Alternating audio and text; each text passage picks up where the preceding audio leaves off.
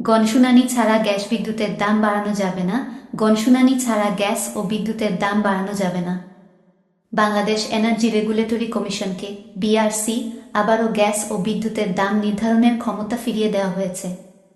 মঙ্গলবার ২৭ আগস্ট এ বিষয়ে আইন, বিচার ও সংসদ বিষয়ক মন্ত্রণালয় থেকে একটি গেজেট প্রকাশ করা হয়।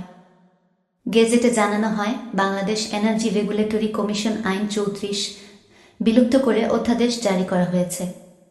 এখন থেকে এটি বাংলাদেশ এনার্জি রেগুলেটরি কমিশন সংশোধন অধ্যাদেশ ২০২৪ নামে অভিহিত হবে।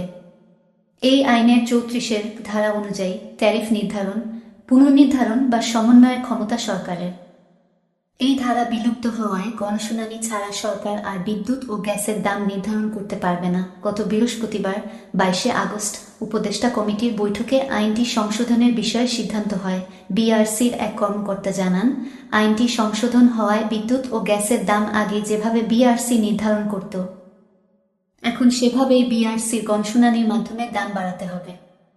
তিনি বলেন, মাঝখানে বিদ্যুৎ ও গ্যাসের দাম সরকার থেকে নির্ধারণ করার যে নিয়ম করা হয়েছিল সেটা বাতিল হয়ে গেল। প্রসঙ্গত, বিশেষ পরিস্থিতিতে সরাসরি জ্বালানির দাম সমন্বয় করার বিধান রেখে বাংলাদেশ এনার্জি রেগুলেটরি কমিশন অধ্যাদেশ ২০২২ খসড়ার চূড়ান্ত অনুমোদন দিয়েছিল আওয়ামী লীগ সরকারের মন্ত্রিসভা।